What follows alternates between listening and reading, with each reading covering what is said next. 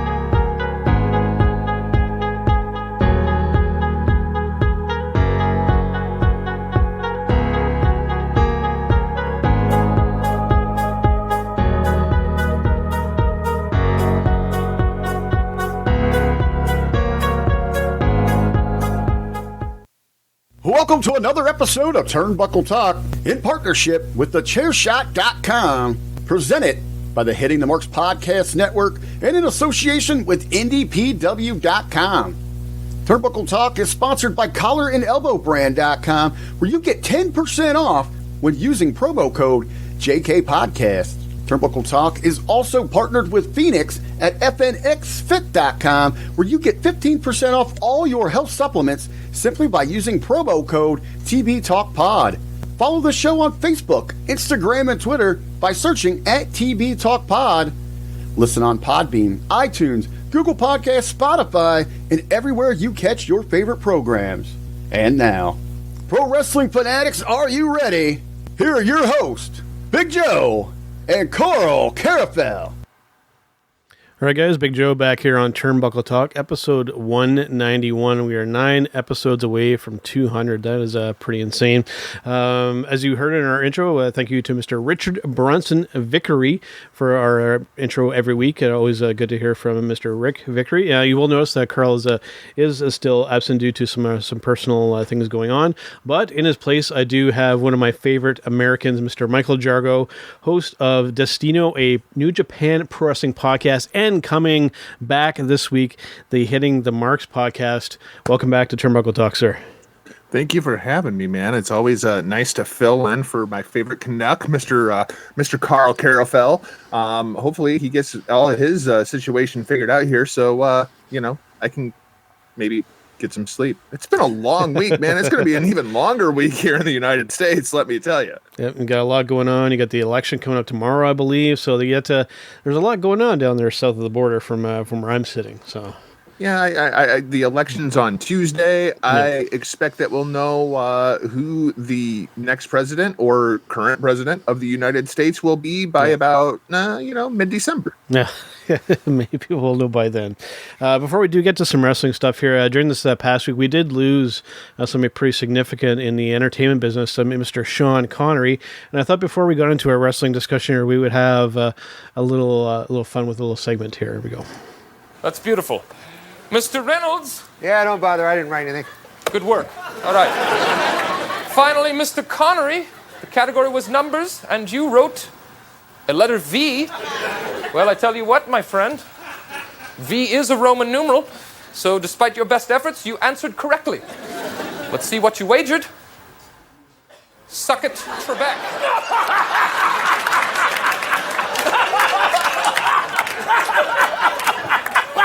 That's all the time we have. Good night. Mike, would you get that off me?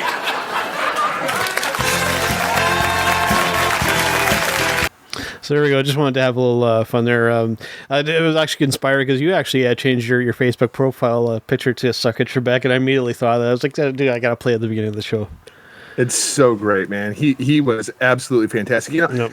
Everybody's talking about 007. Yeah, man. But for me, my favorite role of his was Highlander. Nice. Because he was the Scottish guy playing an Irish guy, opposite of an Irish guy who was playing a Scottish guy. Right. And that pops me every time. For me, though, like you'd mentioned, the 007, the James Bond, for me, like he was probably the best at that. Those original movies, he was the lover, the hard ass kicking James Bond, like From Russia with Love was probably still kind of my favorite James Bond. He was kicking ass and winning over the ladies at the same time. So some good stuff there. I thoroughly enjoyed Sean Connery. I mean, 90 years old, man. He lived a long, very productive and an awesome life. So it's not like his life was cut short. I heard this morning that he passed away from dementia. Yeah, and that's the same thing I lost my grandpa to a couple of years ago, and in a weird sort of way, I'm almost happy that we didn't know. Yeah, like I'm happy that that part of his life had become privatized, where we weren't aware, because man, I don't think I could watch Sean Connery going through that. No, and in the wrestling world, we lost Tracy Smothers this past week as well. That was a pretty significant one. A lot of outpouring, a lot of love for him. He's another one of these individuals in the wrestling business that's pretty universally praised, and I don't think that I've heard too many people speak negatively of Mr. Tracy Smothers. So he's somebody that touched a lot of lives in the business, and he will definitely be missed. I haven't heard anybody say anything bad about him at this point, but with that in mind, I also haven't heard Sabu or New Jack comment yet. So, true. Very true. All right, man, let's get to those two guys. You ever notice that? It's always New Jack or Sabu. I have noticed that. All right, man, let's get to some of our wrestling discussion here. And for the first one here, so basically this week here, we're going to essentially, if you're looking on Facebook now and looking at the description, we're kind of rewinding on some popular Showstopper segments. That's kind of been one of our most popular deals on this show. And the first one that we have up here, we'll bring up the graphic. And we're talking about Mr. John Cena. Essentially, Eric Bischoff saying that there has not been a real star in professional wrestling since John Cena.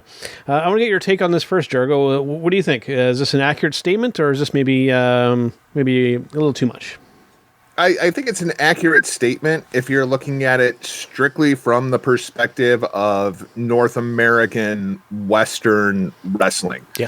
I'm not even sure that you can necessarily say Western wrestling, because you get down into Mexico, and I mean, there's guys like Ray Phoenix, there's guys like Pentagon Jr., that are have come up since John Cena and become huge stars inside of the business. Mm-hmm. But especially North American wrestling, when it gets into the WWE, Impact Wrestling, AEW, up until this point at least, I think he's right. I mean, John Cena is kind of the last one, but I don't know if that's so much John Cena or just the way that professional wrestling companies have decided to format their shows. It's not built around stars anymore. It's built around the brand. Yeah, absolutely. And I think the big thing with him, and there are some others, Batista, whatnot, they have a lot of crossover appeal, and they've crossed over into other forms of entertainment and media, and have done very successfully. And that's not always been the case with professional wrestlers. Some have done better and some haven't. But Cena is somebody who has crossed over very well. And I mean, even coming up soon, this one kind of still has me scratching my head a little bit, but I think it's still cool. He might be starring in the new Duke Nukem movie that will be coming out pretty soon. So, I mean, outside of wrestling, I mean, this guy has been kind of knocking it out of the park since kind of getting out of the business. And, who knows? I mean, I think that door is always kind of open to do something if he wants to. But, I mean, just mass appeal across a number of different forms of media. It's been pretty incredible, actually. Cena's getting to the point, I don't know if he can if he wants to. Mm-hmm. I mean, Cena is getting to the point where he is such a big star that he's almost getting into that Rock territory. Yep. And I don't mean that in terms of his star power. I mean that in terms of he is doing so many movies that the Hollywood film studios are going to be like, you think you're going to go wrestle? Right? No, not happening. The insurance policy, not worth it. You're either going to be an actor or you're going to be a wrestler. I'm not sure the door is open for John Cena. You had mentioned the big thing, especially some of these high, big budget movies. There's a lot invested in this guy. They don't want him to go, work a match, even a WrestleMania match, and risk injury. I mean, that's a big investment there that could possibly be lost. So I totally get that aspect of it too. And that happened to Rock, wasn't it? I believe so. One of the Fast and Furious movies, I want to say, where he tore a pectoral muscle when he came back, and it moved the whole filming of the production back 6 months. Yeah, so it can happen. Is there a way that we can kind of? This kind of brings up a bit of a bigger question here, man. Because you had mentioned where it's now everybody's just kind of like an interchangeable part, especially in the WWE, we see that. But is it even possible these days to kind of build a big kind of super megastar like that, it's hard because, especially in the WWE, because we're working, it's just the nature of the beast that they kind of need everybody to kind of be interchangeable. But I mean, I think it's something we could maybe likely see one of the other companies, and I would like to say New Japan, where we could see a big megastar. Well, and that's the thing. Like when you look at the Japanese culture and the way that New Japan books their shows versus the way like a WWE or an Impact Wrestling and AEW and the way that they're presenting their shows, like they've absolutely made Kazuchika Okada a huge star in Japan, but it's the way that they still use stars to draw houses in Japan. That hasn't been the case in the United States, really. Going back even a bit before John Cena, it was like, once Vince McMahon got burned by The Rock, it was like, okay, so now rather than promoting stars, we're going to promote the WWE. You're not coming to see Hulk Hogan wrestle anymore. You're coming to see the entire world wrestling entertainment come and put on a show for you. And that's really what it's become. And inside of that model, I don't think there can be a major breakout star to the level of John Cena. I mean, obviously, Drew McIntyre is a much bigger star now than he was 5 years ago, but he's not even in the same stratosphere as John Cena at this point. Yeah, and with that too, you'd mentioned like you can't, just because there's so many other vested interests or anything too. It's a tough thing, man. And just the brand is more important. And I think that's a big reason why we don't see big crowds right now is not a really great time to kind of be talking about this with COVID going on. But, it's a big reason why wrestling hasn't drawn a big physical crowd in North America for a while is that there's no big kind of main draw. Your Rocks, your Hogans, your Andres, they're all gone. And there's been nobody to kind of fill their spots. But to counter that, do they necessarily need a star like John Cena? They're making more money now than they ever have because of the television rights revenue. They're not even selling tickets, and they're making more money than they ever have because of television rights. Yeah. So do you even need a star like that when you have billion-dollar TV deals? Yeah. Now, if those were to go away, then we'd be having a different conversation, I think. Well, but if they go away, that completely changes the business model, too. For sure. It's an interesting discussion, man. And,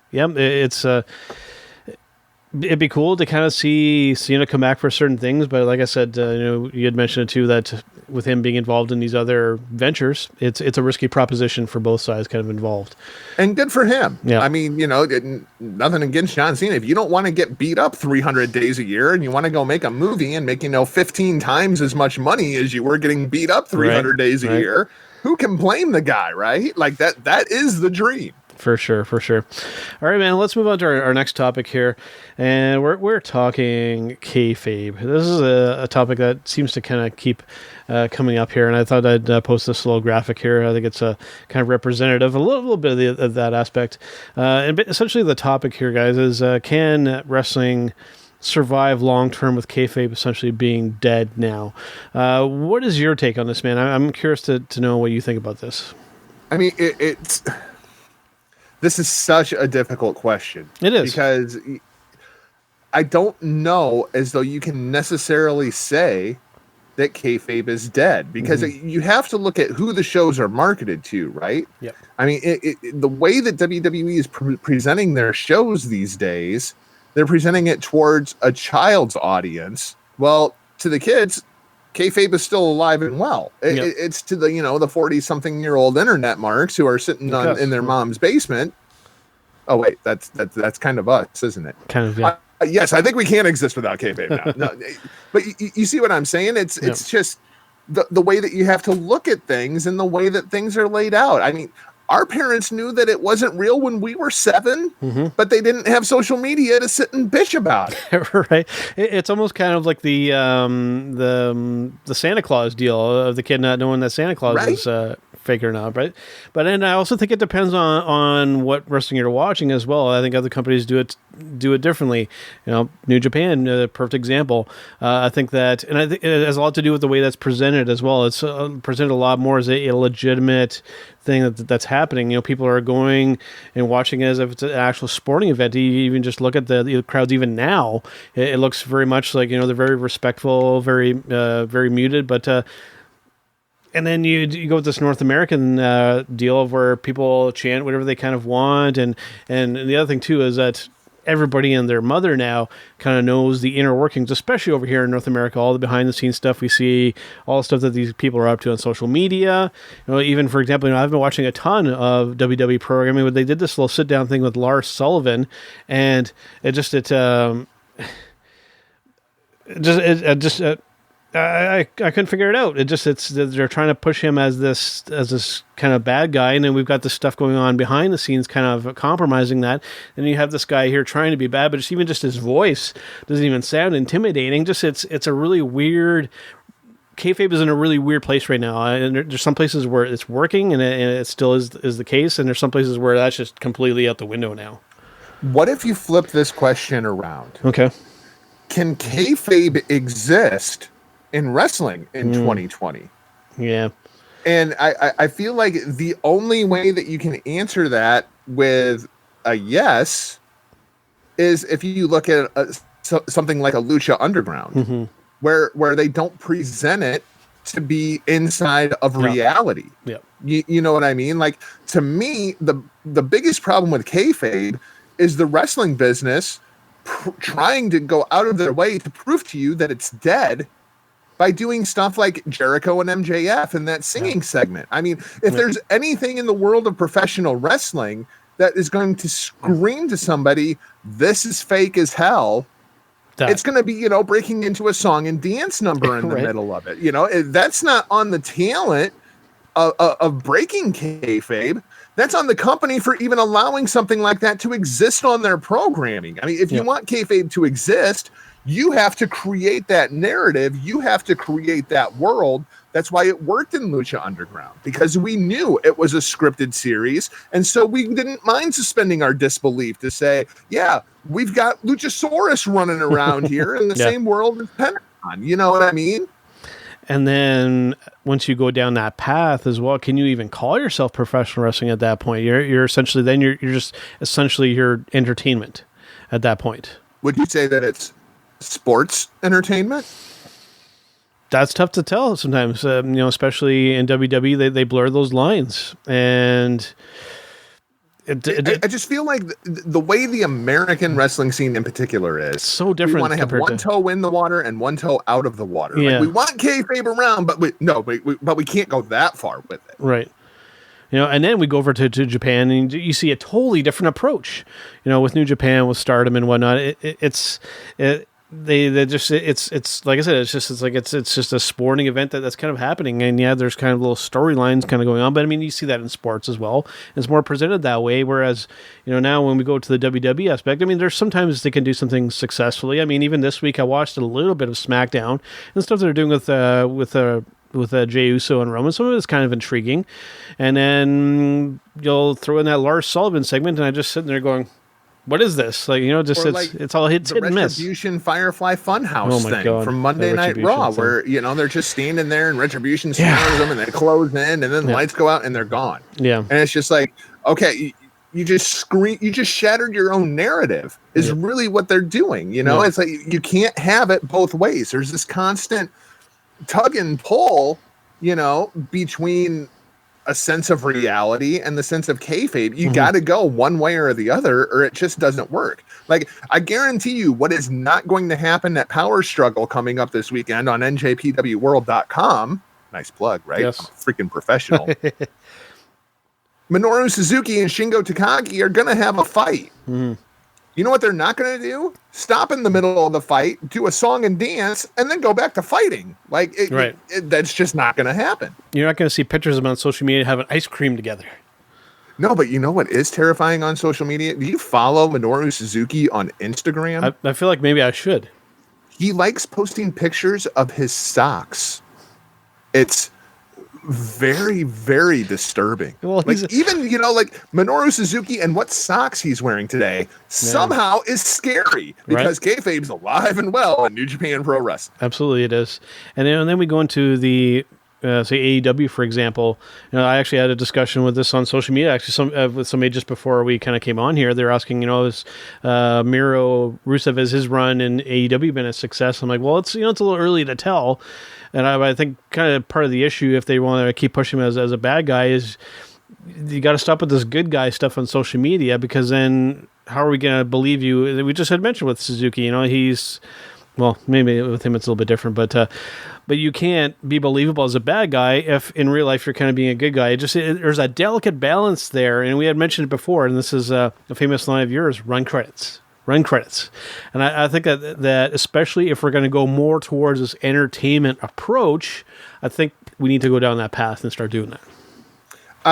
AEW, when it comes to the question of kayfabe, that company was literally built on breaking the world of kayfabe. Exactly. You know what I mean? So I feel like, and that's possibly part of the reason that, when you look at the first episode of Dynamite and what they drew for the first episode of Dynamite versus, what they drew last week, which was about half of what they drew for that debut episode. Yeah.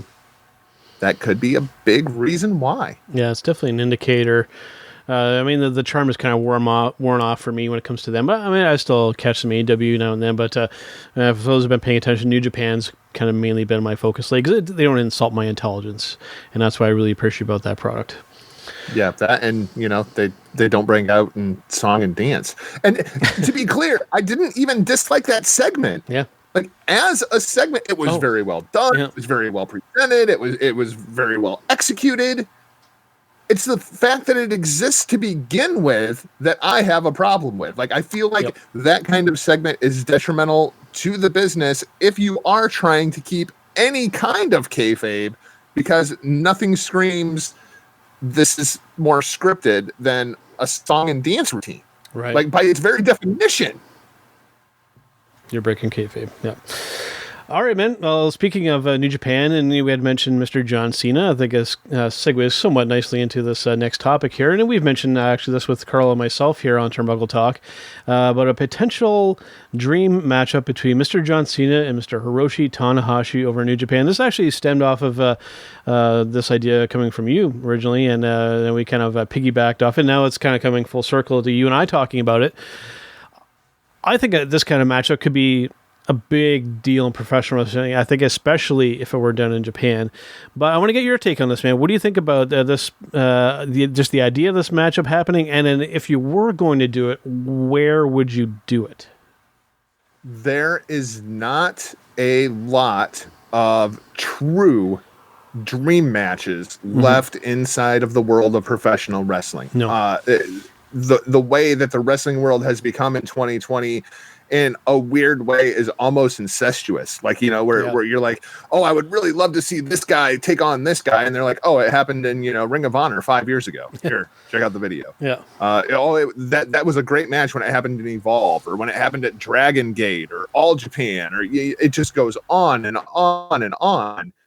John Cena versus Hiroshi Tanahashi, to me, is the last true dream match. I'm getting to the point where I feel like Okada versus Orton would kind of be one of those matches too. Yep. But to me, Cena versus Tanahashi, I'm not sure that there's a bigger professional wrestling match that you could have in 2020, as far as if it were going to happen, which it's not. But if it were going to happen, I'm with you. I would love to see it in the Tokyo Dome. I would love to see, because I think John Cena is a huge star that would be mega over in Japan. And I would love to see him work the Japanese style. I'd also love to see Tanahashi on a WrestleMania stage. I'd love to see him in front of 70,000 people. I think Tana would do really, really well in a 2020 WWE context, assuming that his knees weren't shot and he could actually speak English. Is there a more Western wrestler in all of New Japan than Hiroshi Tanahashi? No, I would say that he's definitely, I've even said it myself, he's almost like the Japanese John Cena over there, which very much so lends credence even more to this happening. I mean, I kind of envision Cena appearing at a upcoming WrestleMania, and then maybe like Shinsuke Nakamura is coming out or something, maybe then you have Tana come out with them or something, and then you're like, hey, you know what, you and me, Wrestle Kingdom, Tokyo Dome. One of the things that really, I feel like has kind of brought this up was with that Jericho 30th anniversary thing, right? Mm-hmm. When Tanahashi showed up on the video screen to wish Jericho a happy anniversary, the entire internet wrestling community lost their minds that they were seeing Hiroshi Tanahashi on American television. Yep. I would love to see him in a crowd of 75, 80,000 people, because Tanahashi is the kind of guy that even when he came out, even if a quarter of the fans knew and just freaked out because it's Hiroshi Tanahashi, I feel like the other 3/4 of the crowd would be like, oh, this guy is clearly a big deal. We need to react like those people because we don't want people to know that we don't know who Hiroshi Tanahashi is. I think he would be receptive huge. He might be the most over Japanese wrestler in America since Muda. No, I would agree 100%. We've even seen other lines somewhat cross. We saw Rock paying tribute to Ken Shamrock getting inducted into the Impact Wrestling Hall of Fame. And I think especially what's going on these days, I would almost recommend and encourage these company lines crossing, because I think that it only increases the appeal to professional wrestling again. I'd like to see more lines crossed. And I guess it would just be a matter of Vince would really be up to doing this. I know he is not really ever been into that, but I would definitely, I would encourage it, because like I just said, I think we would see a big spike in interest if we saw New Japan guys appearing on WWE or vice versa, or just go all over the place. You could have some fun if you wanted to, but just to be a matter of everybody would have to be on the same page, and I just can't really think of a time that's ever been the case. How about this? It happens after Tanahashi retires. And it happens in a Hollywood movie. And so we almost we just get a giant fight scene between John Cena and Hiroshi Tanahashi that's filmed all cinematic. I feel like that's actually more feasible than it is actually seeing them together inside of a wrestling ring. Tanahashi is a huge movie star in Japan. Cena, obviously, huge movie star here in the States. Somebody write this movie. Just make sure that Cena is the bad guy versus the ace of the universe, and the ace of the universe wins in the end. Yeah, it's an interesting concept. The wrestling fan in me would still want to see an actual match, but anything between these two guys, I think could be money. Always leave them wanting more. Yeah, man, it would be interesting to see what would happen there. Before we do our next topic here, we're going to take a brief break, and we're going to hear from our friends over at collarandelbowbrand.com. Fall is in the air. That means pumpkin spice lattes. That means pumpkin spice everything. Ugg boots, yoga pants. God, I hope I can fit into mine this season. Scarves. And baseball tees. Hoodies! Not yet, but soon. The metal tee. No need for any cease and desist here. And hats. Stop by collarandelbowbrand.com today and get your fall drop immediately. It's fall, y'all. collarandelbowbrand.com. You'll be the coolest person in Starbucks whether you're wearing yoga pants and Ugg boots or not. In fact, I like to go to Starbucks without the bottoms on all the time and just wear my collar and elbow brand type shirts. I immediately get my coffee and go. There we go. A little word from our friend Al Snow over at collarandelbowbrand.com. And as you can see in the ticker on the bottom, you use promo code JK Podcast at checkout, and you can get 10% off your entire purchase at the checkout. So make sure and do that.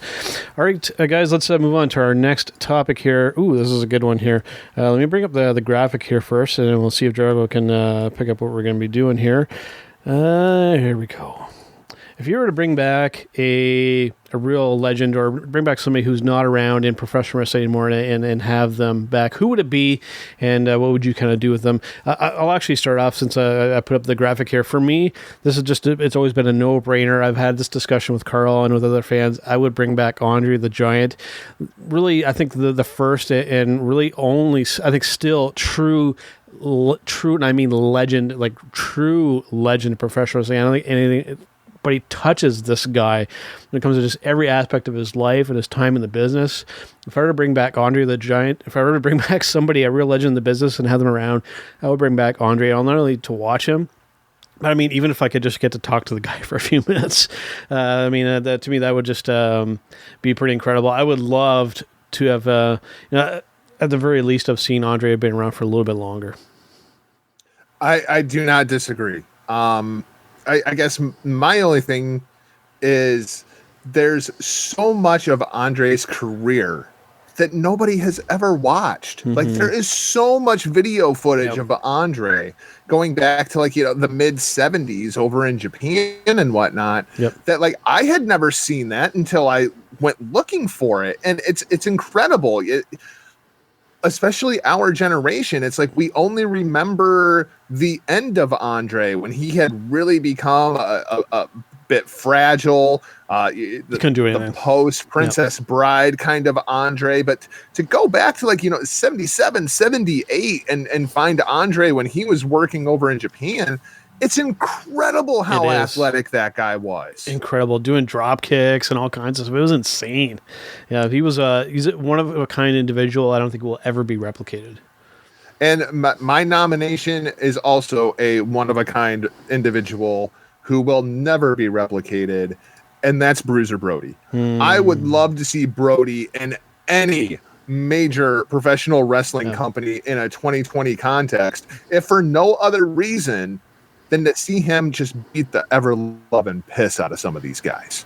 Did you just imagine, him, like if you wanted to go do bad guy versus bad guy, a guy who's one of our personal favorites, imagine, Brody spent a fair amount of time over in New Japan. Imagine Brody versus Suzuki. I mean, that would just be off the friggin' charts, man. I would mark up pretty hard for something like that if it were to ever happen. And we were talking about AEW earlier, and their lack of characters, basically trying to base everything in reality or inside of this kayfabe world that's so over the top on BTE. Yep, that's what I would have done with Lance Archer. When Lance Archer missed came opportunity to there. AEW, given his size versus the rest of that roster, I would have made him Brody. And just had him going out and just destroying people. Yep. They were right on the cusp of that, and you had Jake alongside with him, which I thought was perfect too. I mean, the exact right guy to be his mouthpiece alongside with him, but just they came a little short. Like they were close, they didn't quite go over the top of that. They had the little segment with him being kind of in the outdoor rink, kind of squashing all these nobodies and whatnot. You guys were so close to making him that persona. You just need to go a little bit further, and then you would have had like a major bad guy on your hands. That would have been really cool. I agree. And I will confess, Brody was one of those guys that up until a couple of years ago, like I knew about Brody, I had read about Brody, I knew the Brody story, but I didn't like go out looking for Bruiser Brody matches. And in my mind, that guy's like a top 5 all-time talent. I mean, Brody was incredible. And just to see the way the Japanese fans reacted to Bruiser Brody is insane. And those series of matches with him and Abdullah the Butcher, I mean, oh my God. That is the stuff of legend, my friend. Yeah, and with very good reason as to why. Go look at some of that stuff, and and then just try to put into context the context of what you're watching. There's so much now that we go back and like I've been on a 96 Nitro kick, right? I remember you telling me that. And one of the things that I'm noticing is the work rate in 2020, the actual presentation of the wrestling matches is so much better now. But you have to try to watch it in context. And especially when you see something like the other night, I saw Jushin Liger versus Ultimo Dragon for 9 championship belts. Yeah. And to go back and to put yourself in the mindset and the context, my God, this was 1996. Yeah. People weren't doing Frankensteiners off the top rope. But Ultimo Dragon was. Oh, yeah, man. Some of the stuff Liger was doing back then. Go back and watch some of like the Sayama Tiger Mask stuff, the Brody stuff, Andre's stuff, and just try to put yourself into that mental context of oh my God, this was 1983. What was he thinking? Right, and you had just mentioned the WCW Nitro stuff. I mean, I was a WCW kid at that time too, and I remember watching a lot of Eddie Guerrero, Rey Mysterio, Junto Guerrera, Liger, all those guys. Just seeing them doing stuff, and I'd be just sitting there, just going, like just in awe. I mean, they weren't necessarily these larger than life personas, but they were doing like superhuman things on this television screen in front of my eyes, and I was always just in awe. And that's a big thing that for me is kind of missing these days. But we'll get to that later on in the episode. I don't want to go too far on that topic. Shout out to Psychosis, yes, the luchador that nobody mentions. I'll tell you what, doing that 96 Nitro run. Mm-hmm.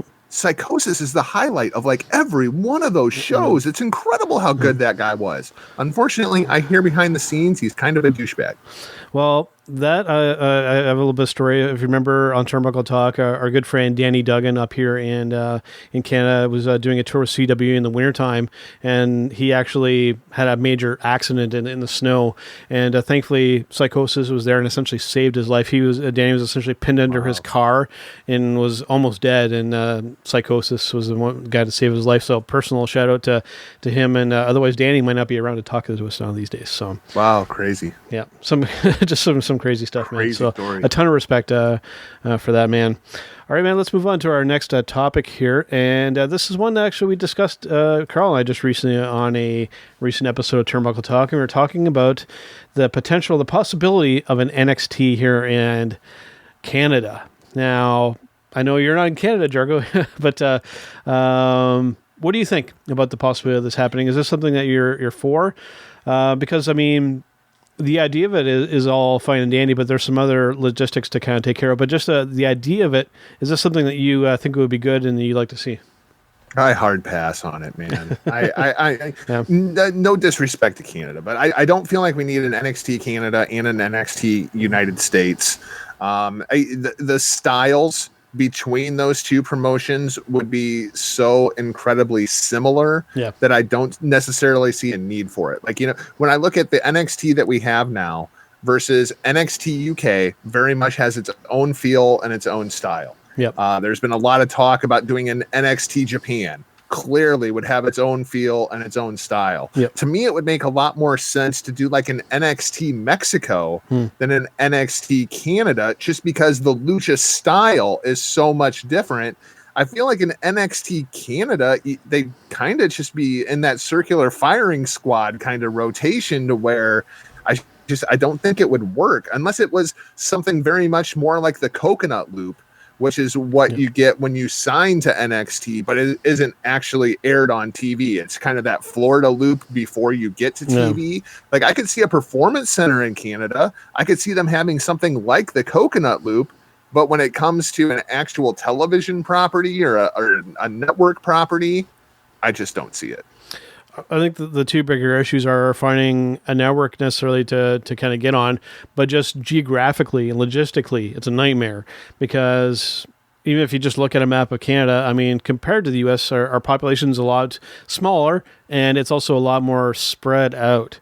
There are a lot more rural areas, and we don't really have a centralized kind of population. I think that is kind of the bigger issue of success with pulling off a true NXT Canada, is it would likely be based in Toronto, and that's it. It'd be based in Toronto, and you'd get like a Vancouver tour once a year. Yeah, and it wouldn't be a proper representation of Canada, just because it's so hard for people from especially the West Coast and the East Coast to even make it to Southern Ontario, the area where I'm at.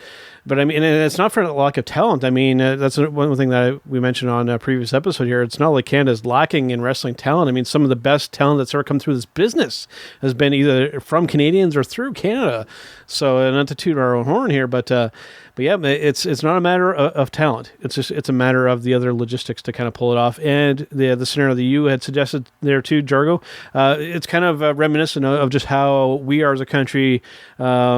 Next to the United States is we're just kind of like we're like the little brother, we just you guys do something and we just kind of follow along with, and that's unfortunately probably what would happen to NXT Canada if it were to happen.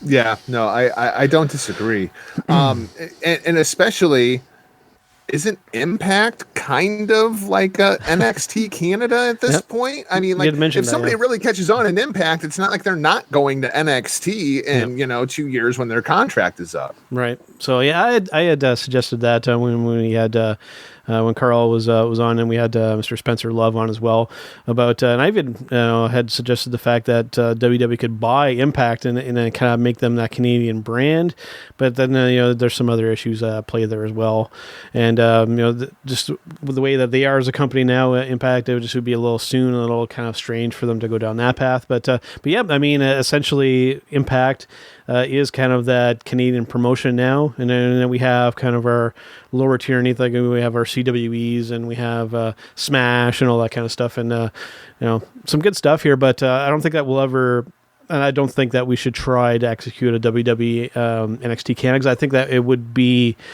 probably something that wouldn't work out too well. I think you would be more likely to see something like and I'm just pulling this name out just because I know what the Canadian wrestling promotion, or at least was, seeing something like a Stampede really rise back up through the independent ranks to the point where WWE would buy them and put them on the network, kind of like they have done with Evolve. But it would take somebody with an upstart promotion to get really, really hot enough for WWE to actually invest in the product.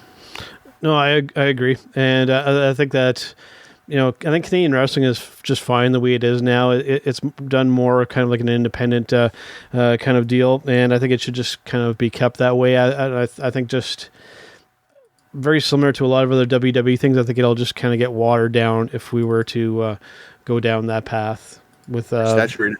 Yeah, for sure. All right, man, let's get to a little bit of there's not a whole lot of breaking news, but there's one thing that I want to kind of talk about.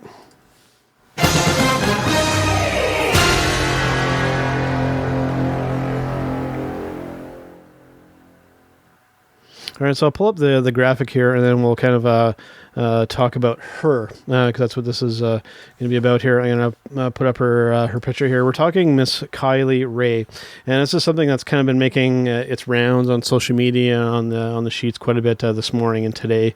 It's come out now that essentially what happened here is that she was supposed to make an appearance with Impact, and then she just no-showed and didn't say anything to anybody. And this was, guessing, had to have been at least a good week or two ago. And now she's come out saying that she is done with professional wrestling, and then she is removing herself from social media. This isn't the first time that this has happened with her. She had signed with AEW, and then seemingly got kind of scared, or I don't know what happened there, and then she left there, and then they ended up releasing her as well. What's your take on what's going on with this girl, man? It's a real head scratcher. To be completely honest, you know way more about the situation than I do. Yeah. I knew that she had missed the Bound for Glory date where she was supposed to take on Deonna Purrazzo for the Impact Women's Championship. I knew about that. I don't know, man. There's something about Kylie Rae to me that has never really clicked. There's just something that has always seemed off with her, and I don't really know what it is. If it's just she seems very, very social justice-y, warrior-y, I guess, if that's kind of a thing. And I don't feel like the wrestling business is necessarily the place for somebody like that. I mean, the wrestling business is a carny, dirty kind of place, you know? And I realize people want to clean it up. We want to change that. Well, that's great, but it hasn't been done yet. Yeah. With me, I think that people are reading a little too much in this. I think what's at the heart of this. So you have to look at her age. I mean, she's not even 30 years old. She's like 28. In my opinion, she's your typical 20-something-year-old girl who's insecure. She wanted a lot of attention, and then when she got it, she freaked out. She didn't know how to handle it. And now she's just kind of keeping it at arm's distance away. And really, I think at the heart of the matter, that's all that happened here. And people are just trying to think, oh, maybe she was involved with this Carl Anderson thing, which I really don't think is the case at all. And just or that it's a work and whatnot. I think it's just a matter of, she's just an insecure 20-something-year-old who got freaked out over the fame. That's it. There are a lot of people on this planet that are mentally convinced to hate their job, regardless of what that job is. And when your passion becomes your job, You hate it. you can grow to hate your passion. And because you find out that that's not what your passion is about at all. I think she's the kind of person that really enjoys independent wrestling. Yep. I just don't think that she enjoys being in a mainstream kind of context. Yeah, I would agree. I mean, and there's also the fact that she is 28 years old. And granted, we look at that and we think, God, she's still so young. But when you look at that from a women's perspective, 28 to 32, that's kind of the sweet spot for female professional wrestlers. There's a lot of them that walk away at that point because they want to start families. They want to move on with their careers. There's not a whole lot of female wrestlers that are going to wrestle into their mid 40s like the guys are. Yep, for sure. And the only other thing I can think of with her is maybe there's some kind of underlying mental issue kind of going on that we're not really fully aware of. And if that's the case, then, then it kind of is what it is. But just or maybe it's, I made it all the way to AEW and it was not my thing. And then I left and I went to another quote unquote major company in Impact Wrestling and same kind of experience. And I'm just done with it. Yep. No, I think that's a combination of my idea and your idea, I think, is likely the case. And like I said, and there's probably some underlying medical condition or mental condition that's exasperating the issue. So really, I think that's all that's kind of going on with this. All right, man, let us move on. Stan, I have some breaking news for you that you may not be aware of. What do you got? This morning, they announced the lineup for the Best of Super Juniors. Nice. And here are your competitors for this year's Best of Super Juniors. It's a bit smaller lineup. Okay. You have Kanemaru, Bushi, Taguchi making his return to the ring, El Desperado, Master freaking Watto, who is actually my pick to win the whole damn thing, even though it kind of makes me sick. Yep. Robbie Eagles making his return to New Japan Pro Wrestling. Nice. Doki, Sho, Taiji Ishimori, and Hiromu Takahashi. That is your lineup for this year's Best of Super Juniors that gets underway on November 15th. Wow, and you've got Master Watto, eh? I saw in forget if it was like it was a cluster F tag, all right? But they had, when you go through and you kind of start mashing things up and it's like, okay, well, this guy's in there to face off with this guy and this guy's in there to face off with this guy on down the line. Taiji Ishimori was on one side of the ring and Master Watto was on the other side of the ring. And I was like, oh, God. Oh, God. They're going to make Master Watto win Best of Super Juniors. Oh, God. I don't want to see Watto versus Ishimori in the Tokyo Dome. Are you kidding me? No, let's not do that. Yeah, for me, it's got to be Hiromu. I've got Hiromu winning. It's got to be Hiromu. It's they got to go that way, I would think. You have to. All right, man. Let us move on to our match of the week.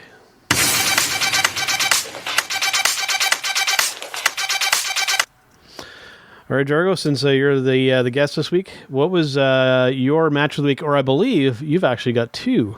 What do you got? I picked you because I wasn't sure what you were going to pick. Mm-hmm. And I think most of the professional wrestling world that has seen this match at this point, it was their match of the week. And that was Walter versus Ilya Dragunov on NXT UK. They went about 27 minutes for the NXT UK championship, and it was a fantastic match. Dare I say, it was on the level of a G1 Climax match. The only thing was it was one-off as opposed to doing 19 of them in the span of a month. But it's an absolutely fantastic match. Dragunov really taking it to Walter. Dragunov, the only man to pin Walter in NXT UK since his debut. He's been champion for like 580 days at this point. Wow. Which, granted, there's a pandemic in there, so that kind of messes with things a little bit. For sure. To me, that is the absolute clear choice for match of the week. So I had come up with another one just in case you had went with that as your match of the week. And I'm going to go with Julia versus Jaimika for the Wonder of Stardom Championship from earlier this week, which was an absolutely fantastic match between two women, both inside of Donna Del Mundo, throwing down for the white belt. That's a great match. If somebody's looking to get into Stardom, those two girls, kind of the foundation for the next 5 to 10 years.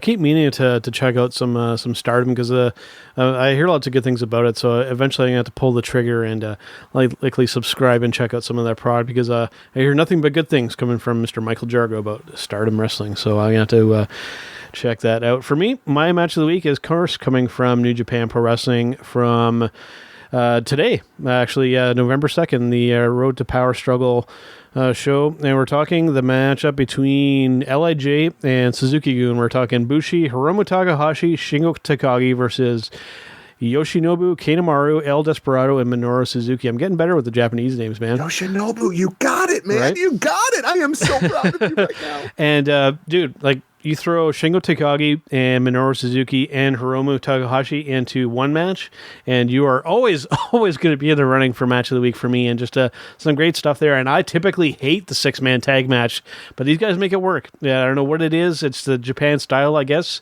It's very action-oriented, not a whole lot of bullshit going on, for lack of a better term. And, dude, I loved it. It was good. Yeah, there's an awful lot going on between those 6 guys. Clearly, we have Suzuki and Shingo are going to face off at Power Struggle. We just saw Kanemaru and Desperado take down Bushi and Hiromu. I guess that would have been 2 days ago now as of this recording for the junior championships. Thank God, because I was terrified they were going to put the junior tag titles on Hiromu. And I was just like, oh God, no, let's not do that either. We need Hiromu versus Ishimori in the for sure. That's what needs to happen. But just the way that the storyline had been built up, this 6-man tag absolutely makes sense. And I just love the feud, the interfaction warfare that goes on between LIJ and Suzuki. It's so good. They even gave Desperado the mic for a little while. I had no idea what he was saying, but I was still interested, even though I couldn't tell what they were saying either. But he was clearly saying it to Hiromu, and it clearly had to do with Best of Super Juniors. So when I see actually how the blocks and the brackets are laid out for Best of Super Juniors, I am absolutely eyeing El Desperado versus Hiromu as a potential final. That will likely be a matchup of the week when and if it happens for myself. So looking, I've really turned around on Desperado. Yeah, there was something, for one reason or another, I just could not stand him. And then he got injured and he was gone for a while. And since he came back, I just feel like he has been absolutely fantastic. I hate that they got him tagging with Kanemaru. I would like to see Desperado in some more singles feuds as opposed to the tag team thing. Yeah, well, and it's just been the deal kind of in New Japan is everybody's kind of stepped up and everybody's kind of been given a chance to shine, and something I give that promotion a lot of credit for, and what makes it really enjoyable to watch. All right, man, let's take a brief break here, and let's hear from our friends. You know what? Let's hear from our friends over at thechairshot.com.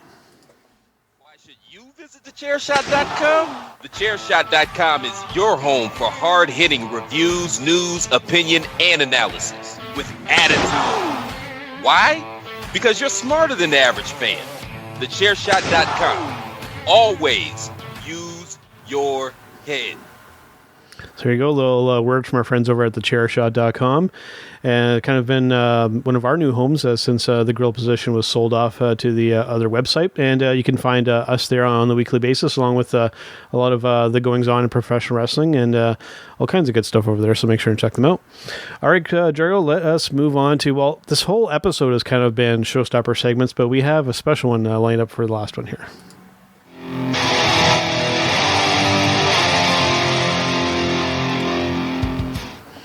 All right, so let me pull up the graphic here, and we can talk about this. And here we go. What can we do to make wrestling great again? And there's a number of things that we could kind of do here, but I want to get your thoughts on this first of all. What can be done to make wrestling great again? And this is a bit of potentially a bit of a strange topic because, I mean, there's some parts of wrestling, like we were just talking about, they're arguably doing great just now, but there are some weak aspects around, I think, especially here in North America. I would agree with that. I see absolutely no reason to change anything of what's happening when it comes to basically the entire rest of the world. The UK is kind of doing their thing as they come back from the pandemic and the speaking out movement. Japan has very much just kind of moved forward as talent has come and gone. Mexico and Lucha Libre is still huge. They have no problem having super spreader events, at Arena Mexico. It's really when you get into the United States and Canada, which is, let's face it, the base of what most of us and our listeners are watching. I feel like the biggest thing that we need to make pro wrestling great again is pro wrestling. We need more pro wrestling and less sports entertainment. Give me more of that sports-like presentation that AEW was promising that just never really materialized, instead of doing all this cutesy kind of crap, instead of doing song and dance routines, instead of doing cinematic matches, instead of, who's sleeping with who, instead of throwing Lana through tables every week. Like, can we just get back to pro wrestling? Yep. For me, the two big factors for me, I think that the biggest one is social media. I think has really kind of damaged professional wrestling, because I had mentioned that especially when you have somebody, I think you really see this when you see somebody being that heel or that bad guy character, and then when you look on their Twitter page or their Facebook page or their Instagram page or whatever it is, and you see them like in a Speedo mowing the lawn, or you see them at McDonald's with somebody that they're feuding with, or taking a picture, hugging somebody that they're feuding with, just it ruins the whole allure of it. And I think that we need to at least try and at least, we had mentioned before, I think separate the person and then separate them from the wrestling character. I think we're at the point where we need to make that clear distinction, and then we can kind of go more down that reality path. Or if we want to go purely down the entertainment path, then we can do that. And then you have to go all in one way or the other. Yep. You can't have it both ways. Yep. And then I also just think that you had mentioned it. I think we need to do just back to professional wrestling, and I think we have to just stop insulting the intelligence, especially of people that your core audience that is a little bit more kind of in the know. But then again, it's hard to kind of ride that fine line of appealing to the younger audience and then the more experienced audience. I understand that there's a little bit of a juggle that has to happen there, but it's the most basic things that they do that drive me insane. Like, let's take Retribution for example, right? Retribution is coming out. They're with chainsaws, destroying the ring, tearing everything up, attacking people left and right. So WWE rewards them with full-time contracts. Yeah. And then Raw drafts them to Monday Night Raw as an entire faction because they really want them on the show. Yeah. Really? On what plane of existence does that make any kind of logical sense? Yeah. And I think just being more kind of in tune, kind of what's going on, and not being so tone deaf. I think especially, right now with this whole Lars Sullivan situation, I think that the way that they're kind of handling that kind of is a bad look on them. I mean, we know what this guy's been up to. We took him back, and then he kind of stepped on his own toe again, and then we try and present him as a bad guy, but then we see them, he can't really pull it off into the promos. Stuff like that. I think that they need to pay attention to a little bit more kind of what's going on, and be a little bit more self-aware, and just realize that, hey, this guy has a bad look on us. We need to either just get rid of him, or we need to just kind of keep him under the radar for a little while instead of trying to present him on the kind of the main stage. Just stuff like that. They need to stop being so tone deaf about that kind of stuff. And there's a whole history of stuff like that they've been guilty of it. I know I'm mainly kind of harping on WWE in this case, but the big dog. That's why. Yeah, but that's why they're the ones that make the headlines. And yeah, man, it's a tough question of making wrestling great again. For me, I would almost just keep it as simple as, look at New Japan, look at how well they're doing, try and emulate a little bit more of that. And I think that you'll find that you'll gain a lot more fans. And quit trying to get cute with stuff. Yeah. Like, you're not a Hollywood production. You're a pro wrestling company. Yep. Just be a pro wrestling company. Like, why don't you have Randy Orton attack Drew McIntyre in like the most hellacious way that you possibly can? Like, ends up breaking his ankle. And then you have, like Adam Pearce comes out and we're going to suspend Randy Orton. But instead, Drew McIntyre comes out and cuts the fiery babyface promo that says, no, don't suspend Randy Orton. Put me in the ring with Randy Orton. That'll be real punishment. You can rally behind the baby face. You dislike the heel, and it's pro wrestling. Yeah. Like, quit trying to be cute about it. Just do pro wrestling and do it well. Yeah. And I think the other thing too, it's a factor that we can't ignore. But I mean, what's currently going on? I don't know exactly what the delay is. Supposedly at WrestleMania, they're looking at doing this. North American wrestling, we need to get fans back into the arenas again. I know that's asking for a lot, but I mean, probably more than any other place in the world, North America is really suffering with not having fans in the arena, Jargo. Well, we'll talk about that come Wednesday after we kind of see where things go on Tuesday, because the way that the election goes in the United States on Tuesday is very much going to influence when we see fans return to the arena, because Donald Trump wants to open the country up. Joe Biden wants to close the country back down. So we will see which way the American people lean over the course of, the next few days or weeks or months or we'll see what happens. I mean, it's a sad reality, but that's kind of the world that we're living in 2020. Such a weird thing. Like even here in Canada on CBC tomorrow, basically what's going to be all over the headlines is the American election. It's a little kind of surreal and a little strange being a Canadian and seeing that that's being the focus on the news. Yeah, well, I could explain to you why that is, but then we're going to be on here for another hour talking about the New World Order, and Jesus. I don't mean Hollywood, Hogan, Hall, and Nash. Yeah, absolutely, man. All right, well, we got to get ready to wrap it up here for this week. Before we go, let everybody know where they can find you on social media and what you got going on tomorrow. You can find me across all social media platforms at NotJargo. Follow my other show, Destino, a New Japan Pro Wrestling podcast, at DestinoPod.com, and across all social media at DestinoPod, even though I am awful about social media at this point. Really, the only thing that I do on social media at this point is post my daily top 10 random thoughts on my Facebook page, and that is a segment that you will hear coming into your ear holes tomorrow on the redo of the Hitting the Marks podcast. No longer the pro wrestling podcast. Not going to be a whole lot of wrestling on that show. But boy, do we got some other stuff to talk about that's going to be a whole lot of fun with myself and the real RBB, Richard Bronson Vickery. And we're also going to have our old friend Ryan K. Bowman making guest appearances during our sports segment. So there's going to be a lot of fun stuff coming up on the all new Hitting the Marks podcast. Yeah, man, I'm looking forward to hearing that. I know our listeners and our viewers are as well.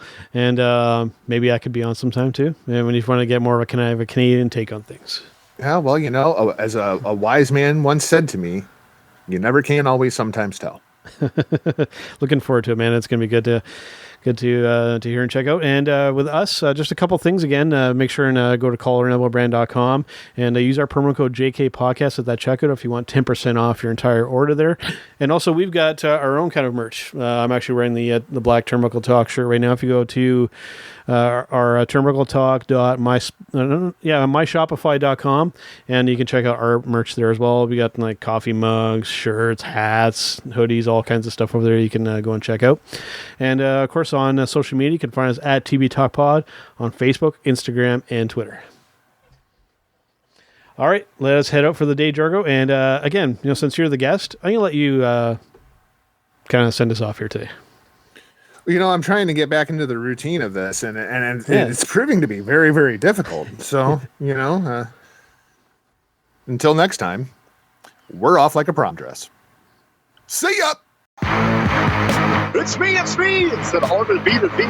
As you can tell in the background, we are out celebrating. That is what we do here at HittingTheMarks.com. And I invite everyone to continue to tune in to Turnbuckle Talk, but check out all of our other shows we have.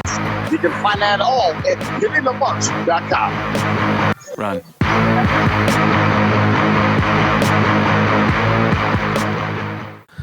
I would back up record, but I already have the Logic file open for HTM. No worries. Running. You mother. What? All right, we're going live.